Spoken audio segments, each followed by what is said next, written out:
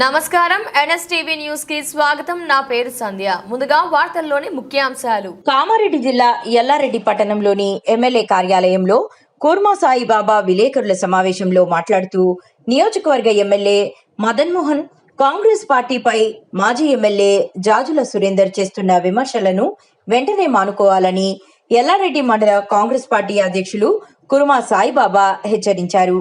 వ్యక్తిగత విమర్శలకు దిగితే ప్రజలు తగిన గుణపాఠం చెప్తారని ఆయన అన్నారు.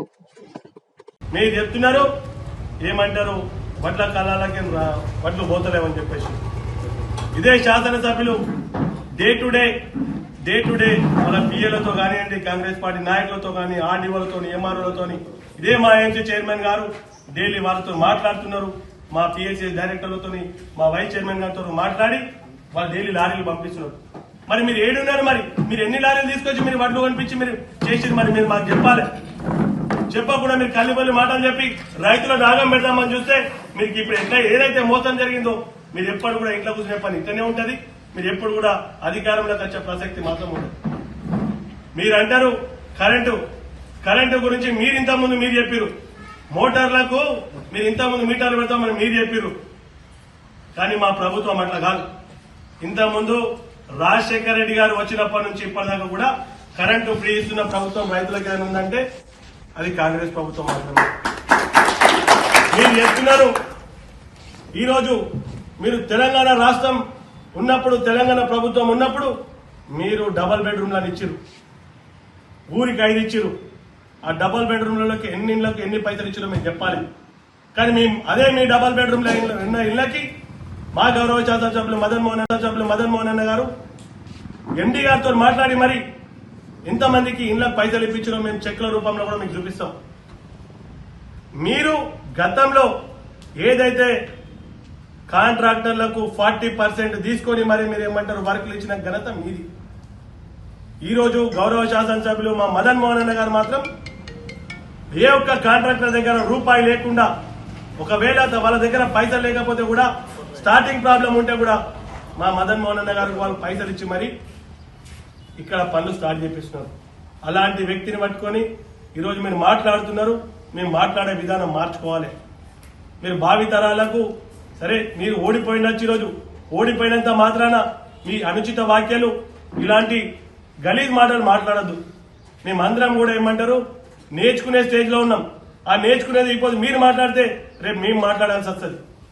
ఇవన్నీ మీరు మానుకోవాలి. మానుకోకపోతే కాంగ్రెస్ పార్టీ నాయకులు, కాంగ్రెస్ పార్టీ కార్యకర్తలు మీకు తప్పనిసరి బుద్ధి చెప్తారు. ఈరోజు ఏదైతే కాంగ్రెస్ పార్టీ హామీలు అమలు చేయాలని నిర్ణయించిందో అవన్నీ కూడా ఒక్కొక్కటి అవుతున్నాయి. మీకు అవన్నీ మీకు నొప్పి అవుతుంది, మీకు బాధ అవుతుంది. కాంగ్రెస్ పార్టీ ఏదో చెప్పి ఎటో పోతుందని అనుకున్నారు. కానీ కాంగ్రెస్ పార్టీ చెప్పినాయని అమలు చేస్తుందని మీరు భ్రమలో ఉన్నారు.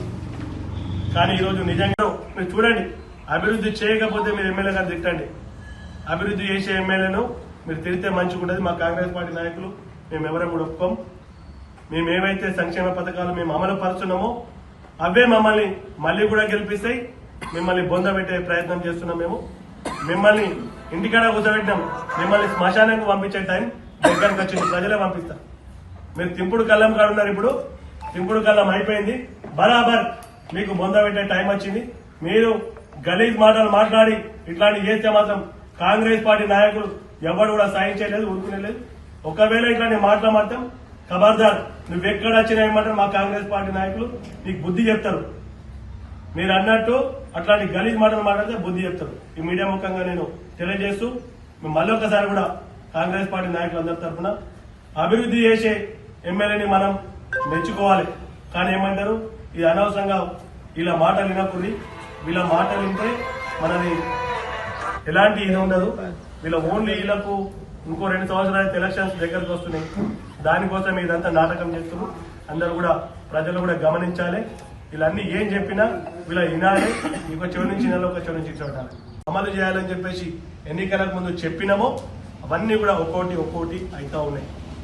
రైతులకు రుణమాఫీ అన్నం 2 లక్షల రుణమాఫీ అయిన ప్రభుత్వం కాంగ్రెస్ పార్టీ. అలాగే ప్రతి గ్రామాలలో ఇందిరా మిల్లు దాదాపు 3,500 ఇండ్లు మా ఎల్లారెడ్డి నియోజకవర్గం వచ్చినాయి.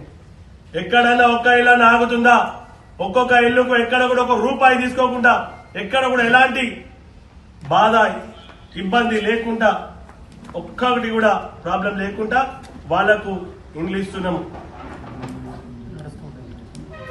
అందరికీ కూడా ఈరోజు వాస్తవానికి మీరు అంటున్నారు రైస్ మిల్లర్లతోని వడ్ల కొనుగోలుకు ముందే ఏదైతే చదువుకున్న తెలివి ఏదైతే ఉంటుందో మా ఎమ్మెల్యే గారి దగ్గర ఉన్నది.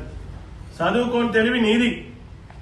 ఆ మాట్లాడే విధానం నువ్వు ఒక ఏమంటారు స్టేజ్ మీద ఉన్నావన్నా ఇది మర్చిపోయి ఆ మాట్లాడే విధానం మార్చుకోండి మీరు.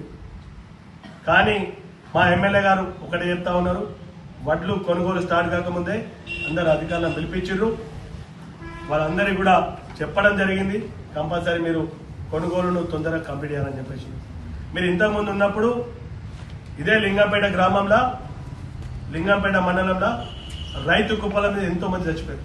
అది మీకు తెలియదా?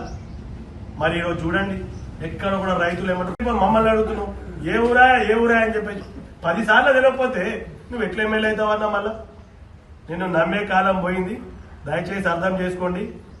మీరు ఇలాంటి కళ్ళబొల్లి మాటలు చెప్పి ఇట్లాంటివన్నీ మానేసుకుంటే మంచిది. లేకపోతే ప్రజలు బుద్ధి చెప్తారు. ఈ ప్రభుత్వ సంక్షేమ పథకాలు ఏవైతే ఉన్నాయో 6 గ్యారెంటీలు అన్నాం. 6 గ్యారెంటీలలో ఉచిత ప్రయాణం చేసినాం, కరెంటు ఉచితంగా ఇచ్చినాం, సిలిండర్కు 500 సబ్సిడీ ఇస్తున్నాం. ఈరోజు మేము అన్నట్టుగానే పింఛన్లు జూన్ 2వ తారీఖు నుంచి పింఛన్లు కూడా స్టార్ట్ అవుతున్నాయి. ఒక్కొక్కటి ఇందిరా మిన్లు అన్నా మీరు మళ్ళా కూడా మేము మీడియా మిత్రుల ద్వారా మేము తెలియజేస్తున్నాం. ఈరోజు గ్రామాలలో ప్రజలు చాలా సంతోషంగా ఉన్నారు. మా ప్రశాంత్ అన్న మన చెప్తున్నాడు, ఈ ఇందిరమ్మ ఇండ్లది ప్రోగ్రాము ఏదైతే ఉందో తన 7వ వార్డులో తననే 4-5 సార్లు మా ఎమ్మెల్యే గారిని తీసుకుపోయి వాళ్ళు తినడానికి తిండి లేనోళ్ళకు కూడా ఈరోజు ఇందిరమ్మ ఇల్లు కట్టుకునేటువంటి శక్తినిచ్చేటటువంటి చేసిన ప్రభుత్వం ఏదైనా ఉందంటే కాంగ్రెస్ ప్రభుత్వం అని చెప్పేసి తన మాటలలో మేము కావాలంటే మీరు మీడియాలో చూడండి. మేము లాస్ట్ టైం కూడా చాలా వీడియోలు మేము డైలీ వీడియోలు రిలీజ్ చేస్తూ ఉంటాం. ఎక్కడెక్కడైతే ఉన్నారో మీరు చూడండి. అభివృద్ధి చేయకపోతే మీరు ఎమ్మెల్యే గారు తిట్టండి, అభివృద్ధి చేసే ఎమ్మెల్యేను మీరు తిరిగితే మంచిగా ఉంటుంది. మా కాంగ్రెస్ పార్టీ నాయకులు మేము ఎవరం కూడా ఒప్పుకోం. మేము ఏవైతే సంక్షేమ పథకాలు మేము ఈ రోజు వచ్చి మీరు చెప్తున్నారు, లేని కళ్ళబొల్లి మాటలు చెప్పి మీరు చెప్తున్నారు రైతులకు కావాలనే రోడ్డు మీరు తీసుకొస్తున్నారు. మరి అలాంటి కళ్ళబొల్లి మాటలు చెప్పి నువ్వు ఏదైతే మా గౌరవ శాసనసభ్యులు మదన్ మోహన్ అన్న గారు ఎల్లారెడ్డిని అభివృద్ధి పదంలో నడిపిస్తున్నటువంటి వ్యక్తి గౌరవ శాసనసభ్యులు, నువ్వు అంటున్నావు ఏం చెప్తున్నావు, ప్రెస్ ఆయన ఏమో ఉంటాడో ఏమో చేస్తాడని చెప్పేసి. మరి మీ ముఖం ఎడబెట్టుకున్నారు, మీరు ఏడున్నారు?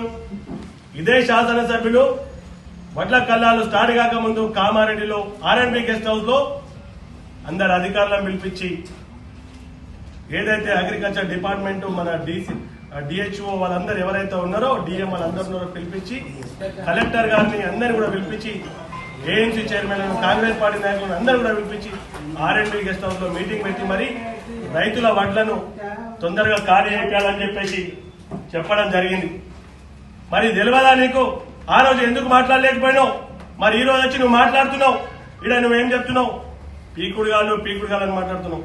అన్నా మేము మర్యాదతో అడుగుతున్నాం, ఈ భాష మార్చుకోండి. ఈ భాష మార్చుకోకపోతే అందరూ కూడా మీకు ప్రజలు బుద్ధి చెప్తారు. మీరు 10 సంవత్సరాల మీరు ఏదైతే పాలన చేసిందో ఆ పాలనలో మీకు అందరికి కూడా తెలుసు. మీరు ప్రజలకు ఎంత ఇబ్బందులు పెట్టిర్రు, ఆ ఇబ్బందులే మీకు ఈ పొద్దు ఇంట్లో కూర్చునేటట్టు చేసినాయి. మీరు నాతోటున్న కాంగ్రెస్ పార్టీ నాయకులకు అందరికీ కూడా నమస్కారం. ఈరోజు మేము ఇక్కడ సమావేశం కావడానికి కారణం నిన్న ఎల్లారెడ్డిలో జరిగినటువంటి బీఆర్ఎస్ పార్టీ సమావేశం అని చెప్పేసి 100-150 మందిని జమ చేసుకొని మీరు చెప్తారు తెలంగాణ రాష్ట్రంలో మీద ఒక తెలంగాణ పార్టీ పెద్ద పార్టీ అని చెప్పి చెప్పుకునే మీరు ఒక 100-150 మందిని వేసుకొని మేము అనుకున్నాం విస్తృత స్థాయి సమావేశం అంటే ఎల్లారెడ్డిలో మొత్తం అంతా ఎక్కడ చూసినా బీఆర్ఎస్ నాయకులు కనబడతారు అనుకున్నాం. కానీ ఎక్కడ చూసినా బీఆర్ఎస్ నాయకుల జాడ లేని ఎక్కడ కూడా కనిపించలేదు. నిన్న ఇదే మాజీ శాసనసభ్యులు సురేందర్ అన్న గారు నిన్న మాట్లాడుతున్నారు. తను మాట్లాడే విధానంలో అంటే మరి ఏం జరిగిందో ఏమైందో తెలియదు కానీ మతి లేకుండా మాట్లాడుతున్నాడు. మతి ఉండి మాట్లాడుతుందా, మతి లేకుండా మాట్లాడుతుందా? రేపటి భవిష్యత్తు రాజకీయాలలో కొత్తగా వచ్చినటువంటి మాలాంటి రాజకీయ నాయకులకు ఎలాంటి మాటలు మాట్లాడాలి, ఎలాంటి బూతులు మాట్లాడాలని చెప్పేసి తను ఒక ప్రజావేదికగా అందరు చూస్తున్నటువంటి తెలంగాణ రాష్ట్రం అంతటా తను మాట్లాడే మాటలన్నీ కూడా విన్నారు. అవులగాళ్ళు అంటుండ్రు, పీకుడుగాళ్ళు అంటుండ్రు. మేము ఇంతకుముందు మున్సిపల్ ఎలక్షన్లు వస్తే ఇంకా ఏవేవో బూతులు మేము మాట్లాడదలుచుకోలే. కానీ బూతులు మాట్లాడుతూ మాలాంటి కొత్తగా వచ్చిన రాజకీయ నాయకులకు ఏం నేర్పించాలనుకుంటున్నారో నేనైతే ఈ మీడియా ముఖంగా మేము వారిని అడగదలుచుకున్నాం. అన్నా, నువ్వు చెప్పేది కరెక్టే. నువ్వు అడుగుతున్నావు కదా, నువ్వేం అడుగుతున్నావు? రైతులందరూ మీ కాళ్ళ మీద పడుతున్నారనుకో. మీ ప్రభుత్వం అలాంటి ప్రభుత్వమే. రైతులను కాళ్ళ వేసుకునే ప్రభుత్వం మీది. ఇంతకుముందు మీరు అన్నట్టు మీ బీఆర్ఎస్ నాయకుల ఆధ్వర్యంలో మేము దాడులు తెచ్చినాం, మేము దాడులతో కాంటాలు పెట్టించినాం, మేము అడ్లు కొనిపించినాం అని చెప్పి నువ్వు ఏవేవో చెప్తున్నావు. అన్న, మీ 5 సంవత్సరాల పాలన మీరు గెలిచినప్పుడు కాంగ్రెస్ పార్టీలో గెలిచి బీఆర్ఎస్ పార్టీలో పోయినప్పుడు మీ పాలన ఎట్లుందో మాకు తెలుసు. గతంలో ఎంఆర్ఓ ఆఫీస్ ముంగట మీరు అధికారంలో ఉన్నప్పుడు ఇదే కాంగ్రెస్ పార్టీ నాయకులు ఎంఆర్ఓ ఆఫీస్ ముంగట దాదాపు 2 గంటల పాటు రాస్తారోకో చేసిన విషయం నువ్వు గుర్తుంచుకోవాలి. కావాలంటే నువ్వు బ్యాక్ వెళ్లి మీడియా మిత్రులకు అడుగు. మేము ఇదే కాంగ్రెస్ పార్టీ నాయకులం. కాంగ్రెస్ పార్టీ చెప్పినవన్నీ చేసే ప్రభుత్వం ఉన్నది కాంగ్రెస్ పార్టీ. మీ గవర్నమెంట్ లో మీరు డిఫాల్టర్లుగా చేసి రైస్ మిల్లను చాలా మంది కూడా మోసం చేసి వాళ్ళ రైస్ మిల్లను మూసేపించే పరిస్థితి తీసుకొచ్చారు. ఈ పొద్దు మీరు చూసుకోండి, మీ గత ప్రభుత్వంలో 40 రైస్ మిల్లు బంద్ చేసిన ఘనత మీది. మరి ఇప్పుడు 40 రైస్ మిల్లు బంద్ చేసినాక ఎన్ని టన్నుల ధాన్యాన్ని వాళ్ళు కొనుగోలు చేసి వాళ్ళు నిల్వ చేస్తుండే.